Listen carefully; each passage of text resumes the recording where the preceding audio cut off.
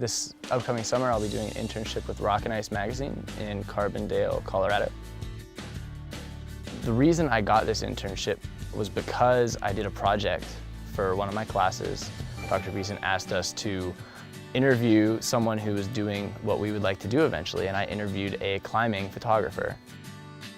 At the P.I. Reed School of Journalism, I learned a lot about multimedia, a lot about filming, and then I'm able to go and blend these skills with my skills as a rock climber and make myself a marketable individual. One thing that has become particularly interesting to me this semester is working in some type of international PR. I traveled to West Africa with other members of the School of Journalism. In Ghana, we toured some newspapers, radio stations, and TV stations. My favorite part was definitely the visit to Doboro Village. When we would take a picture of the children, they would all want to see it on our camera and point to themselves because they don't see technology like that every day. Good job!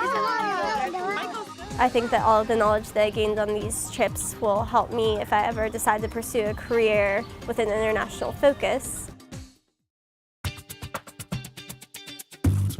I chose journalism because I love entertaining a crowd. I just love being in front of people and talking. I'm Ashton Pelham. WVU News is, first off, I should say, a great opportunity. We take 15 minutes and make a newscast and it looks professional. You know, it looks like something you would see on the 6 o'clock news. WVU News is 100% team. On set, we might be goofing around, but when the lights come on and the camera goes on, we're all serious and we're down to business. Just being in front of the camera here at WVU helped me a long ways at my internship back home. I did my internship at WSB-TV in Atlanta. Georgia Summerkin, the woman who hired me, she went to Pitt, and she said when she saw WVU News, she just thought Big East and thought great journalism. So that's quote-unquote her side of how I got hired. If I take what I do now, this semester, into the real world, people are gonna be like, wow, how did you become so good?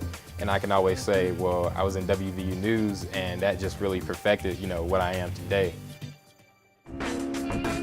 What attracted me to West Virginia Uncovered was just the experience to do something I never thought I was going to be able to do. When you start West Virginia Uncovered, you learn how to use still camera and a video camera and audio recorders, and you learn how to use all of the computer programs needed to edit that, and you produce multimedia stories.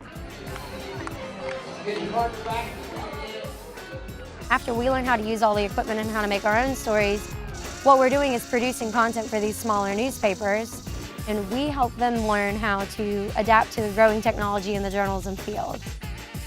Everybody kind of wins because we get the experience as student journalists, and then they help their newspapers grow by moving forward into a new type of journalism. When you get into journalism, it's a fun career. I've never had a job before where every day I've woken up thinking, wow, I'm actually gonna have fun today. I'm gonna get to talk to Joe Alexander. I'm gonna get to talk to Steve Sladen. How many jobs you get to wake up in the morning and say that you're gonna do that? During the season, when the Mountaineers made it to the Final Four, my professor Gina Day got a phone call from the producers for the ESPN Campus Connection Week. The day before the broadcast, I met with the producers. I did a package.